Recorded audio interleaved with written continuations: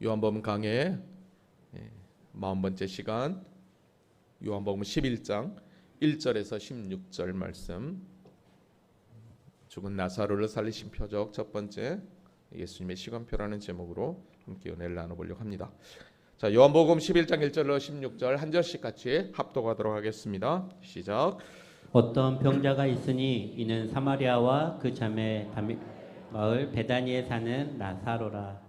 이 마리아는 향유를 주께 붓고 머리털로 주의 발을 닦던 자요, 병든 나사로는 그의 오라버니더라. 이에 그 누이들이 사람을 보내어 이르되 주여 보시옵소서, 사랑하는 자가 병들었나이다 하니, 예수께서 들으시고 이르시되 이 병은 죽을 병이 아니라 하나님의 영광을 위함이요 하나님의 아들이 이로 말미암아 영광을 받게 하려 함이라 하시더라. 예수께서 본래 마르다와 그 동생과 나사로를 사랑하시더니 나사로가 병들었다 함을 들으시고 그 계시던 곳에 이틀을 더 유하시고, 그 후에 제자들에게 이르시되 유대로 다시 가자 하시니, 제자들이 말하되 랍비여, 방금도 유대인들이 돌로 치려 하였는데 또 그리로 가시려 하나이까? 예수께서 대답하시되 낮이 12시간이 아니냐? 사람이 낮에 다니면 이 세상의 빛을 보므로 실족하지 아니하고 밤에 다니면 빛이 그 안에 없는 거로 실족하느니라. 이 말씀을 하신 후에 또 이르시되 우리 친구 나사로가 잠들었도다. 그러나 내가 깨우러 가노라. 제자들이 이르되 주여, 잠들었으면 낫겠나이다 하더라. 예수는 그의 죽음을 가리켜 말씀하신 것이나 그들은 잠들어 쉬는 것을 가리켜 말씀하심인 줄 생각하는지라. 이에 예수께서 밝히 이르시되 나사로가 죽었느니라. 내가 거기 있지 아니한 것을 너희를 위하여 기뻐하노니 이는 너희로 믿게 하려 함이라. 그러나 그에게로 가자 하시니 디두모라고도 하는 도마가 다른 제자들에게 말하되 우리도 주와 함께 죽으러 가자 하니라. 하나님은 살아계십니다. 살아계신 하나님은 죽은 영혼을 살리시며 우리에게 영원한 생명을 주시는 하나님이신 줄로 믿습니다. 우리는 작년 12월부터 요한복음을 공부했는데 이제 절반 왔습니다.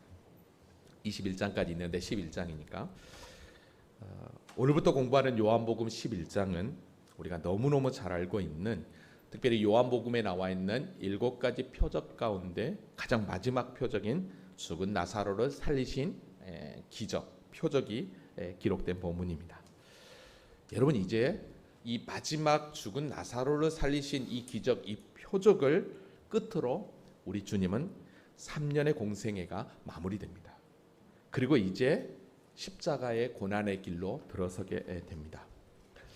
여러분, 특별히 우리가 요한복음을 통해서 7가지 이 기적, 이거를 표적이라고 했는데 이 표적이고 사인이고 표지판이라고 했습니다. 그게 목적지가 아니라 이 표적이 의미하는 바가 분명히 있다라고 그랬습니다.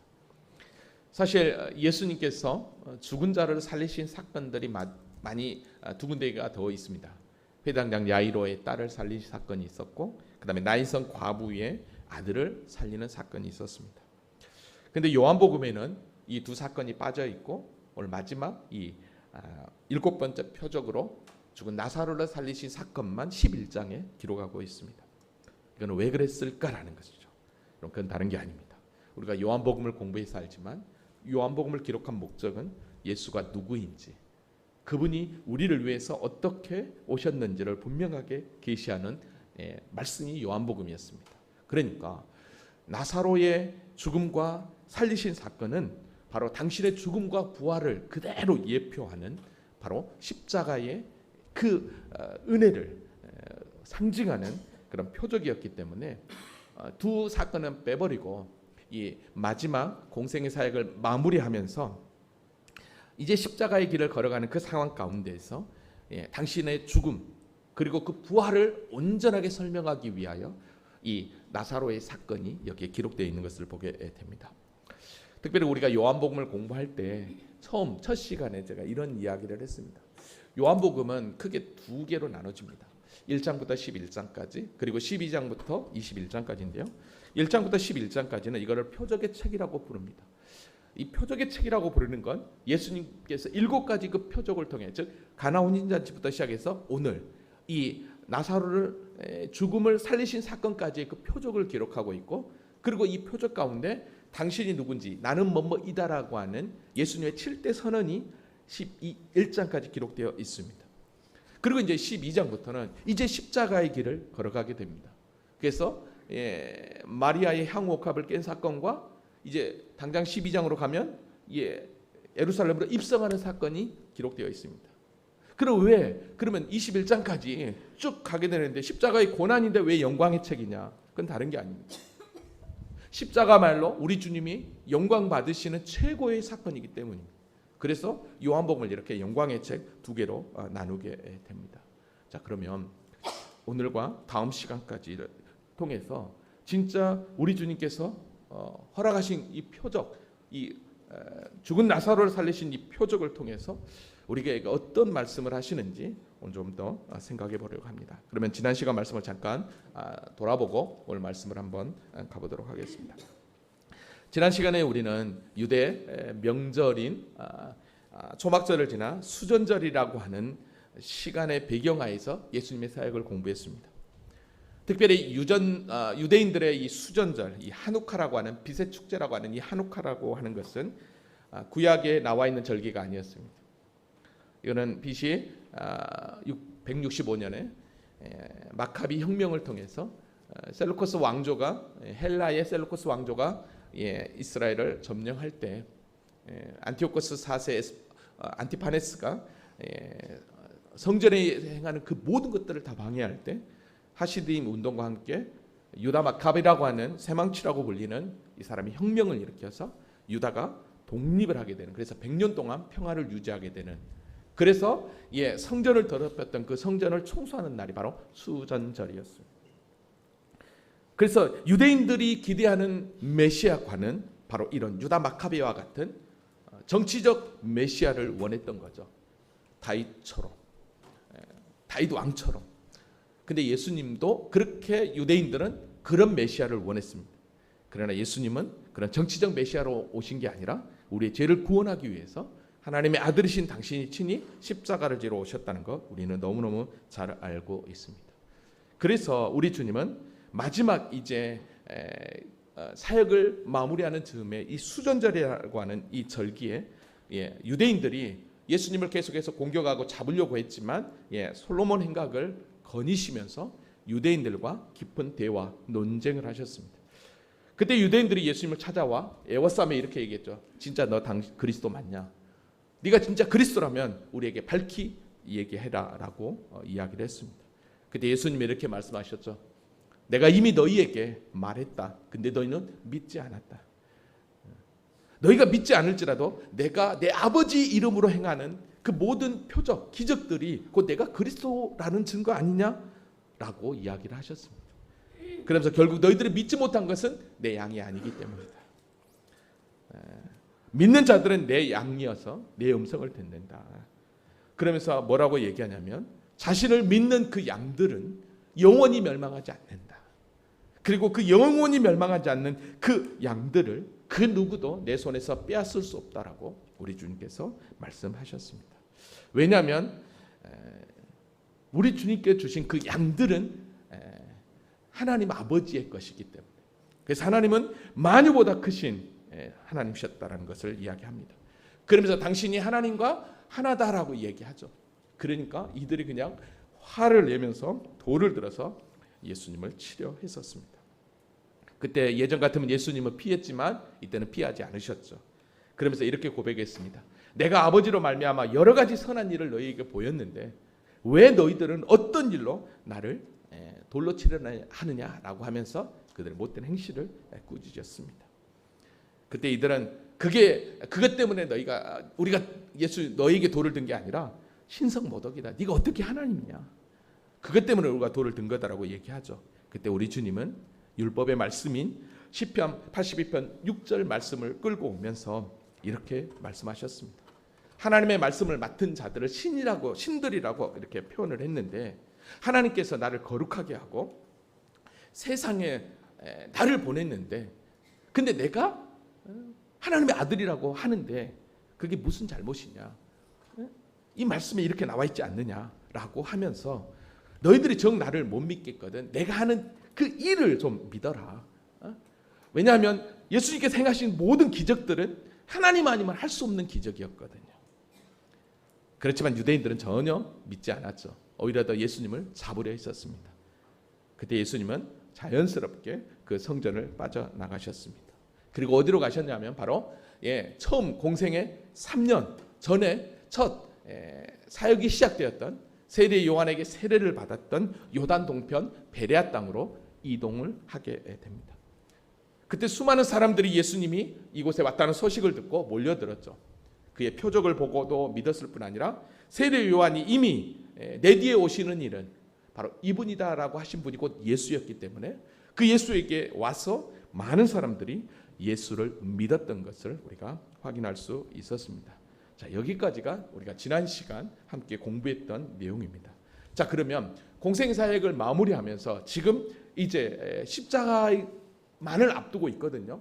그런 상황 가운데서 예수님은 지금 어디가 계시냐면 조금 전에 보았겠지만 첫 요한에게 세례를 받으셨던 그 세례를 받으시면서 하나님으로부터 하늘에서 소리가 들려 이는 내 기뻐하는 아들이요 내 사랑하는 자라고 인치심을 받았던 그 현장에 지금 베레아라고 하는 그 지역에 있습니다. 자, 그러면 이 베레아라고 하는 지역에 있다라고 여러분들이 지금 시간적으로 생각하시고 이제 오늘 본문을 들어가면 오늘 본문이 훨씬 더 쉽게 풀어지게 됩니다. 자, 그러면 오늘 본문으로 한번 들어가 보면서 진짜 오늘 왜 제가 예수님의 시간표라고 하는 부제목을 정했는지 여러분들이 한번 생각해 보시기 바랍니다. 자, 그럼 오늘 본문 1절로 한번 들어가 볼까요? 같이 읽어보겠습니다. 자, 시작. 어떤 병자가 있으니 이는 마리아와 그 자매 마르다의 마을 베다니에 사는 나사로라. 아멘. 자, 병자가 있는데 그 병자 이름은 나사로입니다.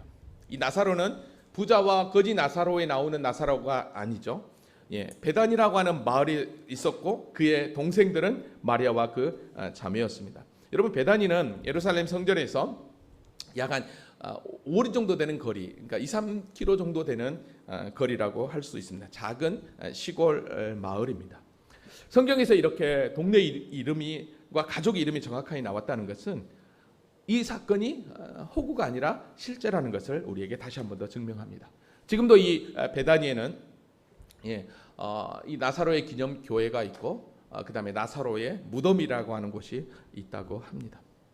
사실 이 베다니는 지도에서 여러분이 이렇게 보는 것처럼 예루살렘 성전에서 즉 예루살렘에서 2-3km 정도 밖에 되지 않기 때문에 예수님이 예루살렘 사역을 하실 때 이 베다니에 와서 즉 이 나사로의 집에 와서 쉼을 얻었던 것을 우리가 볼 수 있습니다. 왜냐하면 성경 곳곳에서 베다니에 가서 유하셨더라, 베다니에 나가셨더라고 하는 내용이 있기 때문이죠. 자, 그러면 이 나사로의 가정 가운데 한 사람을 이제 소개합니다. 마리아를 소개하거든요. 자, 2절에 보니까 이 마리아는 즉 나사로의 동생 마리아는 향유를 주께 붓고 머리털로 주의 발을 닦았던 병든 나사로 자요. 병든 나사로는 그의 오라버니다라고 이야기를 합니다. 여러분, 사실 이 향유를 부은 사건은요. 다음 시간에 공부할 요한복음 12장에 나오거든요. 시간상으로 보면 뒤에요. 근데 이게 여기에 이렇게 있는 건 요한복음은 한참 뒤에 기록된 거잖아요. 그리고 성경에는 마리아라고 하는 이름이 너무 많은 거예요. 그래서 향후 옥합을 깨뜨린 마리아가 도대체 누구냐라고 했을 때 바로 나사로의 동생 마리아다, 누이 마리아다라고 하는 표현을 여기서 하고 있는 것을 보게 됩니다. 자, 그러니까 이걸 종합해 보면 여러분, 나사로의 가정 그리고 예수님이 베다니에 와서 늘 쉬셨을 때 이곳에서 쉬셨다고 한다면 예수님과 나사로의 가정은 아주 각별한 그런 관계였다라는 것을 알게 됩니다. 이걸 어떻게 알 수 있냐면 오늘 보면 3절 한번 가볼게요. 이에 그의 누이들이 예수께 사람을 보내어 이르되 주여 보시옵소서 사랑하는 자가 병들었나이다. 분명 예수님이 요단 동편 베레아 땅에 있다는 걸 알았어요. 여기는 하룻길 정도 되는 거리입니다. 누이들이 예수님께 사람을 보내고 있는 거예요. 근데 오빠가 죽게 되었다라는 소식으로 말을 표현한 게 아니라 여기서 보면 뭐라고 얘기합니까? 사랑하시는 자가 병들었나이다. 이 표현은 제발 좀 빨리 좀 와달라고 하는 표현이에요. 주님, 우리가 당신을 사랑한 거 아시죠? 당신이 우리 사랑한 거 알죠? 예, 너무너무 잘 아는데 지금 당신이 사랑하는 나사로가 병들어 죽게 되었습니다. 이 얘기는 좀 빨리 와서 고쳐달라고 하는 이야기입니다. 여기서 사랑이다라고 했을 때 이 사랑은 필레오라고 하는 친구 간의 그런 사랑의 단어거든요, 헬라어. 그러니까 얼마나 예수님과 나사로의 가정이 친구처럼 정말 가까운 관계였던 것을 보게 됩니다. 자, 그러면 이 다급한 소식을 들었을 때 베레아에 머물고 있는 예수님은 어떻게 해야 되겠습니까? 오늘 4절에 보니까 이렇게 얘기합니다. 예수께서 들으시고 이르시되 이 병은 죽을 병이 아니다. 하나님의 영광을 위하며 하나님의 아들이 이로 말미암아 영광을 받게 하려 함이다라고 얘기합니다. 무슨 얘기입니까? 지금 나사로가 병들어 죽게 된 이 병은 특별한 게 아주 특별하다라는 거죠. 어떤 특별한가요? 하나님의 영광을 위함이고 하나님의 아들이 이로 말미암아 영광을 받게 하려고 한다라고 여기서 분명하게 이야기를 하게 됩니다. 그럼 이게 도대체 뭔 말인가라고 했을 때 여러분 우리가 요한복음 9장에서 6번째 표적 가운데 소경의 눈을 뜨게 한 그 표적 가운데 사람들이 그 소경을 데려오 놓고 예수님께서 이렇게 물은 적이 있습니다. 제자들이 물으되 랍비여 이 사람이 맹인으로 난 것이 누구의 죄로 인함입니까? 자기 죄입니까? 부모의 죄입니까? 그때 예수님께서 뭐라고 합니까? 이 사람이나 그 부모의 죄로 인한 것이 아니라 그에게서 하나님의 일을 나타내고자 하심이다라고 얘기합니다. 하나님의 일을 나타내고자 하심이다라고 하는 거예요. 그러니까 오늘 본문에서 하나님의 영광을 위함이다라고 하는 표현은 곧 하나님의 일을 하시기 위함이다라고 할 수 있는 것입니다. 그러니까 오늘 나사로의 병든 사건은 하나님이 하시고자 하는 일을 나타나기 위한 사건인 거예요. 그러니까 이 병은 죽을 병이 아니라 하나님의 영광을 위함이고 하나님의 아들이 이로 말미암아 영광을 받게 하려 함이다라고 여기서 이야기하고 있는 것을 보게 됩니다. 자, 그러면 하나님의 아들이 영광을 받게 되는 사건, 즉 하나님의 하나님 되심을 온전히 드러내는 그 최고의 사건이 뭐죠? 십자가죠.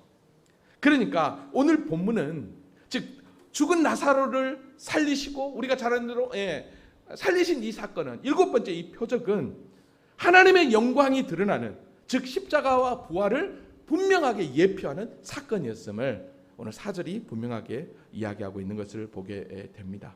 자, 그러니까 오늘 본문을 끝으로 해서 이제 어떻게 합니까? 우리 주님께서 십자가의 길, 고난의 길을 12장부터 걸어가게 됩니다. 이것만 보더라도 요한복음이 얼마나 세밀하게 정확하게 기록되어 있는가를 보게 됩니다. 자, 그러면 사람을 보내서 예수님 앞에 빨리 오라고 했잖아요. 다시 베다니로 가봅시다. 예수께서 본래 5절에 보니까 마르다와 그 동생과 나사로를 사랑하시더니라고 그랬습니다. 예수님도 사랑했어요.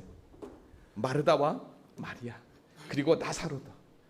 자, 근데 여러분 보십시오. 그렇게 사랑하던 나사로가 병들어 듣게 되었다고 했습니다. 그럼 어떻게 해야 돼요?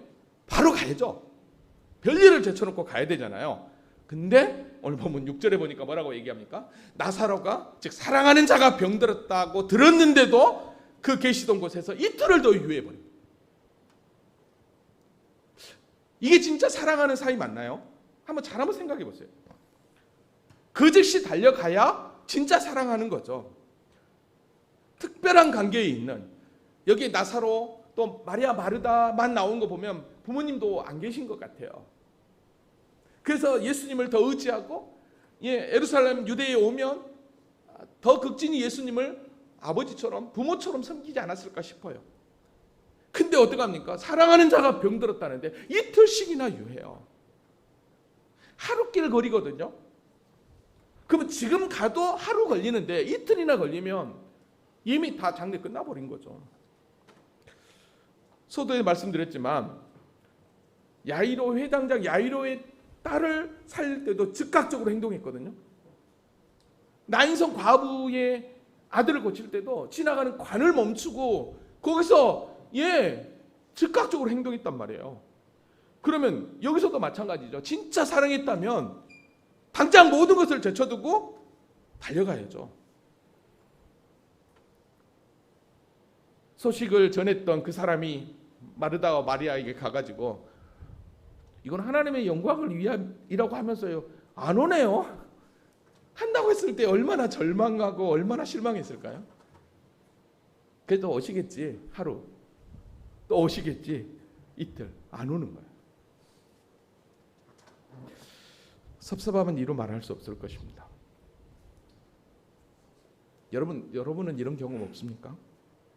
내가 너무 힘든데, 내가 누구에게 좀 위로받고 싶은데 내 옆에 와서 좀 나를 위로해주고 나와 함께 있으면 좋은데 바쁘다고 안 오는 거예요. 과연 그 사람을 사랑하는 사람이라고 할 수 있냐는 거예요.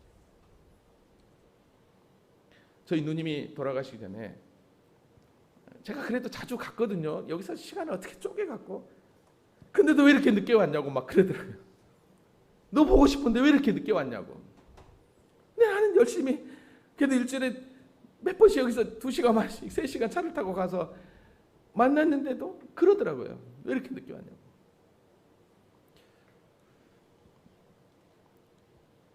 우리가 힘든 일을 만났을 때 하나님 앞에 우리 엎드려 기도하잖아요.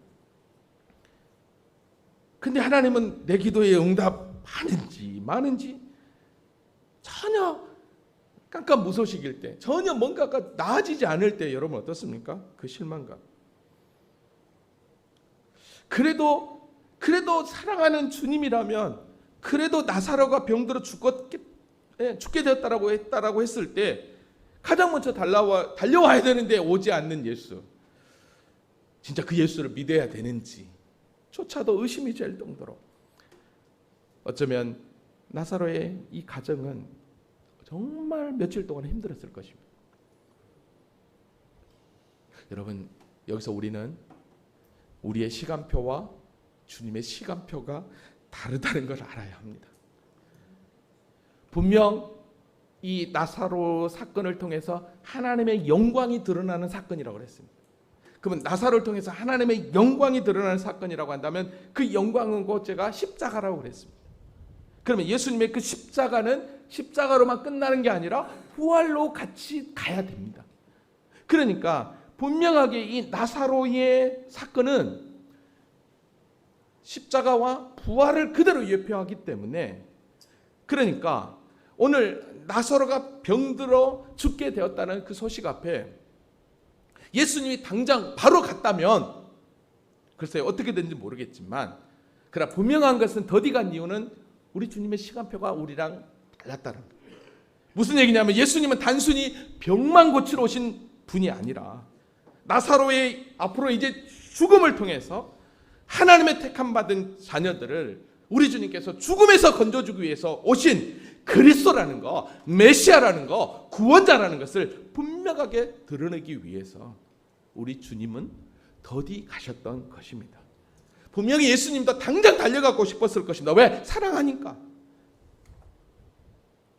근데 왜 더디 갔느냐? 그건 다른 게 아니었습니다. 죽음과 함께 부활을 완전히 선언하려면 모든 사람들이 인정하는 그 죽음이 완전히 찾아올 때까지 예수님이 기다렸던 것이죠.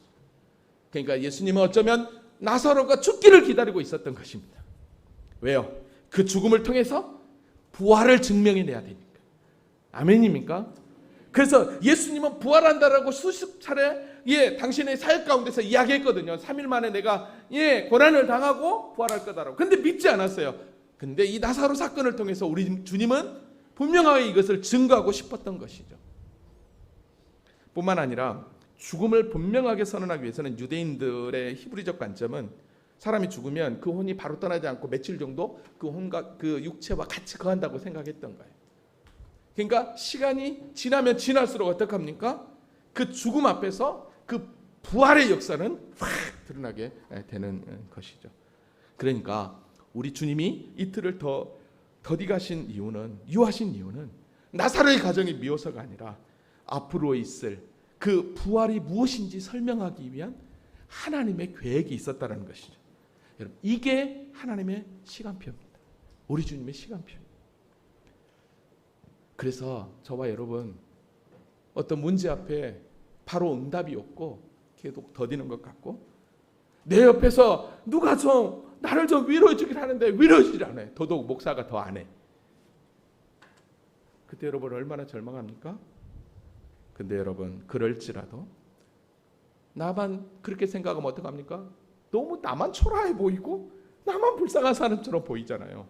여러분, 그 모습 바라보면 나만 절망하게 되는 거예요. 근데 분명한 것은 눈에 보이지 않는 하나님의 계획이 있다라는 것, 하나님의 섭리가 있다는 사실을 기억하시고 그 상황 가운데서 그래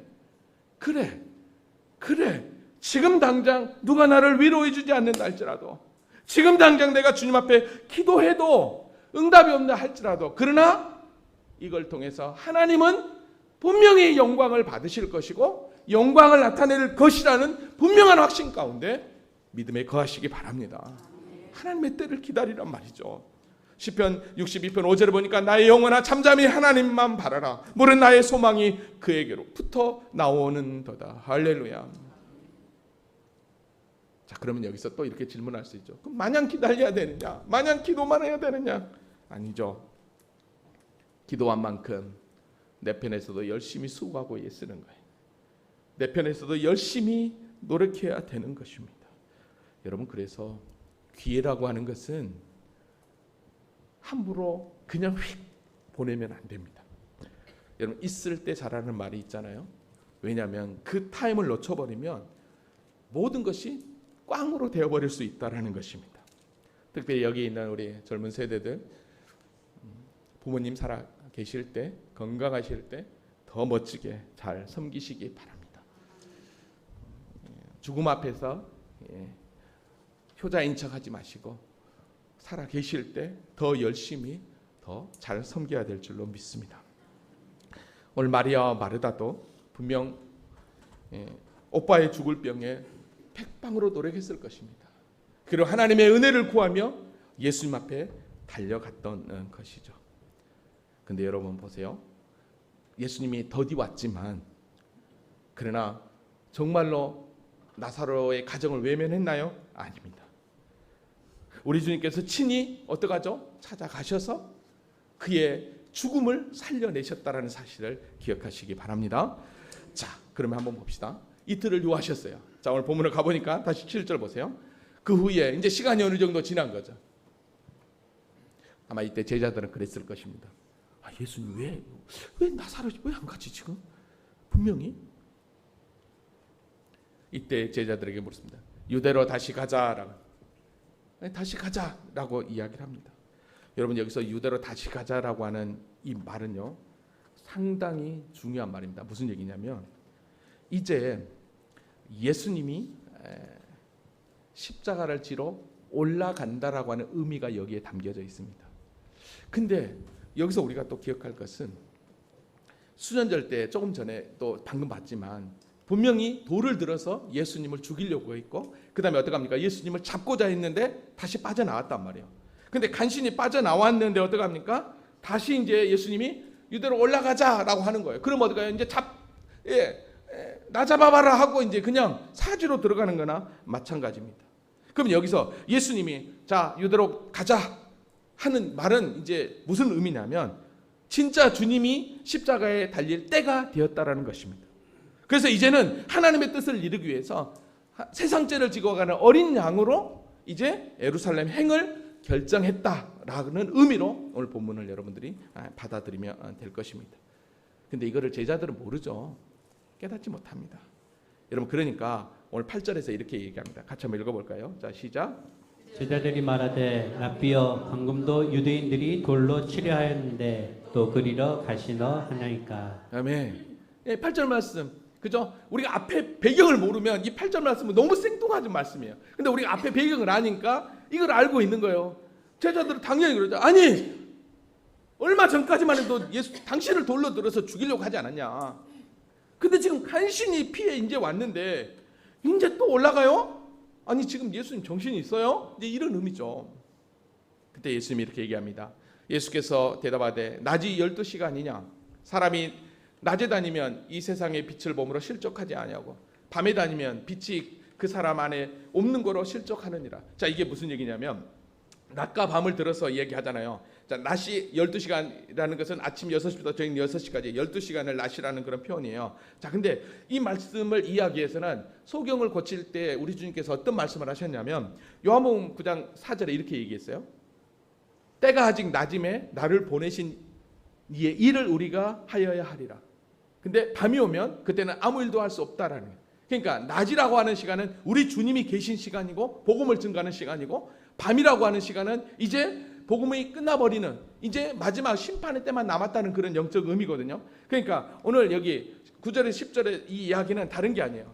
바로 지금은 내가 일할 때고 나와 함께 하니까 걱정하지 말고 올라가자 이렇게 말씀을 하셨다고 여러분들이 오늘 9절 10절을 이해하시면 될 것입니다.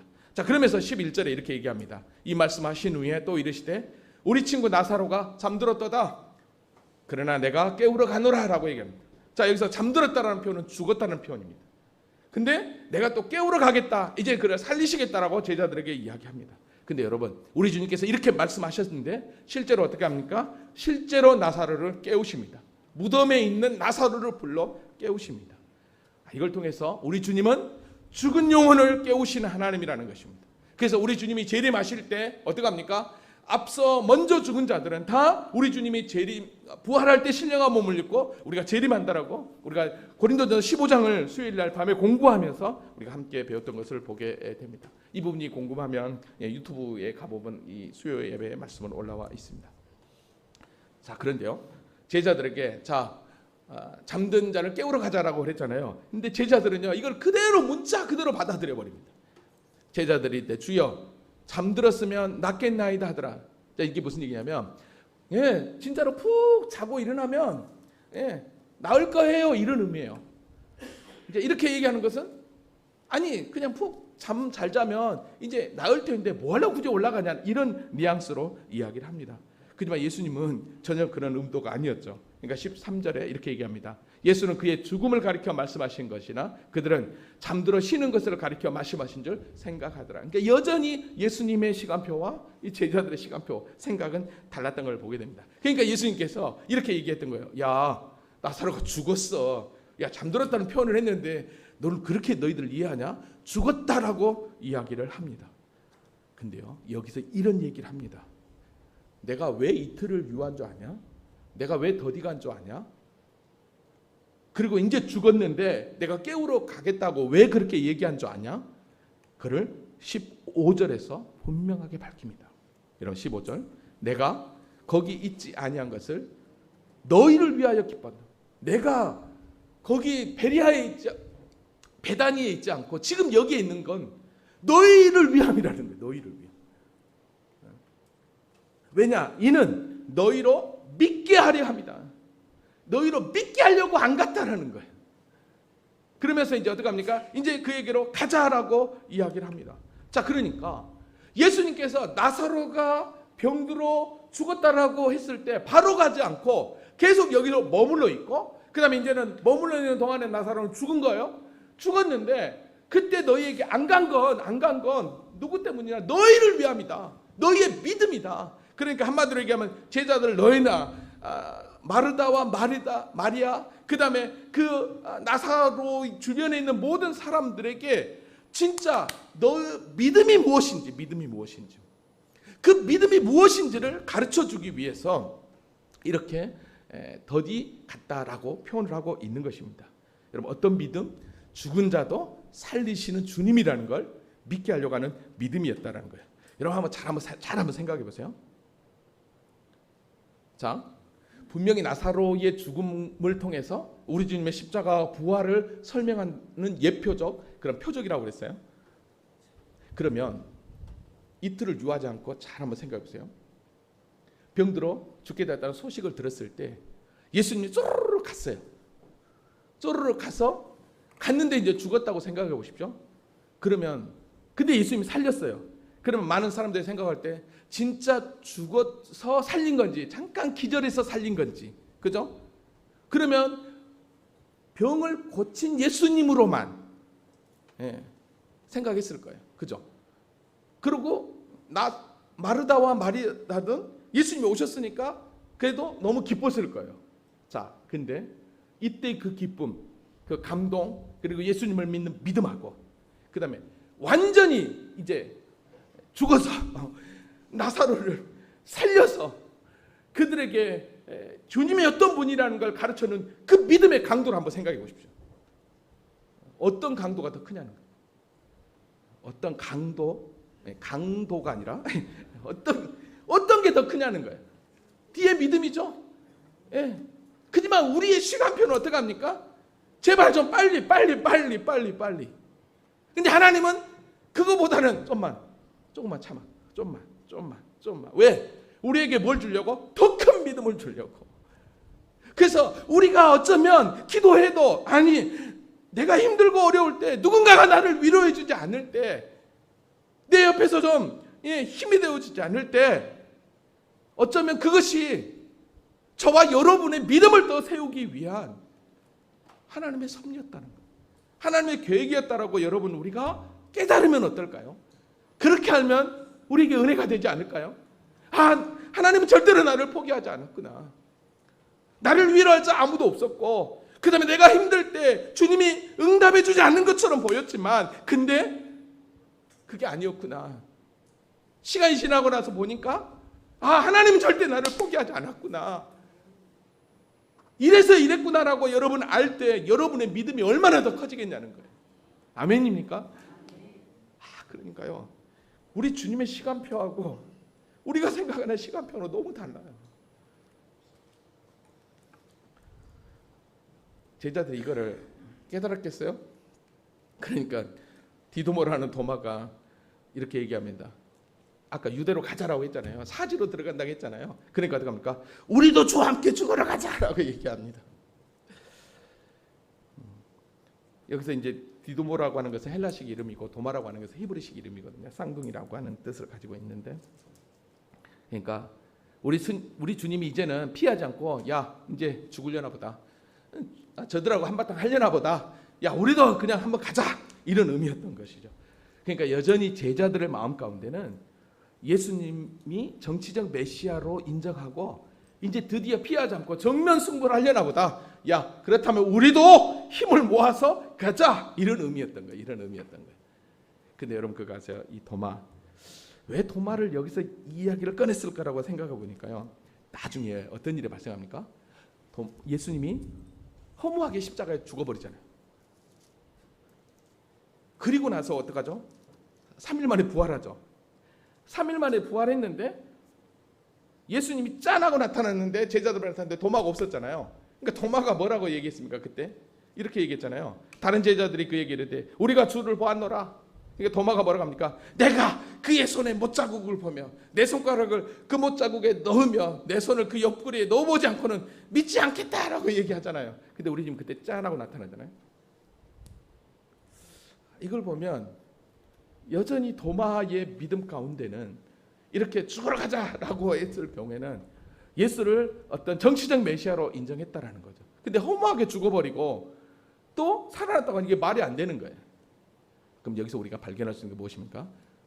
우리 주님께서 나사로를 통해서 당신이 누구신지를 예표한 그 표적을 온전히 이 도마는 뭐예요? 이해하지 못했던 거죠. 믿지 못했던 거예요. 여러분 이게 믿음이 얼마나 중요하나 모릅니다. 자, 아무튼 제자들과 함께 이제 드디어 어디 갑니까? 예루살렘 행을 가시면서 어디 가죠? 이제 베다니를 지나게 됩니다. 그리고 나사로의 집을 방문하죠. 다음 시간 말씀을 정리합니다. 우리는 요한복음에 나온 7가지 그 표적을 통해서 그 표적만 보더라도 예수님이 어떤 분이신가를 우리가 정말 알아가고 있습니다. 가나 혼인잔치로 물이 변화의 포도주가 된 사건으로부터 마지막 공생의 십자가에서의 그 부활을 증거하는 이 나사로를 살리신 이 사건, 특별히 병들어 죽게 되었다라는 나사로의 소식을 들었을 때 바로 가지 않는 이유는 하나님의 뜻이 있었다라는 것. 15절에 보니까 우리의 믿음을 위해서였다라는 것을 우리는 발견했습니다. 우리가 삶을 살다 보면 자꾸만 내 시간표에 우리 주님의 시간표를 끌어다가 나한테 좀 맞춰 살기를 원하는 게 우리입니다. 근데 여러분, 우리 인생이 얼마나 연약합니까? 1분 1초를 앞을 알 수 있는 인생인가요? 아니죠. 그렇다고 한다면 온 우주 만물을 섭리하시고 우리의 생사복을 주관하시는 그 시간표에 나를 온전히 맡기면 어떨까요? 그러면 이미 끝나는 거예요. 오늘 저와 여러분에게 이 믿음이 있기를 원합니다. 우리 앞에 그 어떤 상황과 환경이 펼쳐져도 그 문제 앞에 초라해진 나를 보면서 실망하지 마시고 여전히 나를 포기하지 않고 나에게 달려오시는 그 주님의 그 사랑을 기대하시면서 믿음으로 승리하는 우리 모두가 될 수 있기를 주님의 이름으로 축원합니다. 이 믿음으로 한 주간 더 승리하십시오. 아멘. 우리 다 같이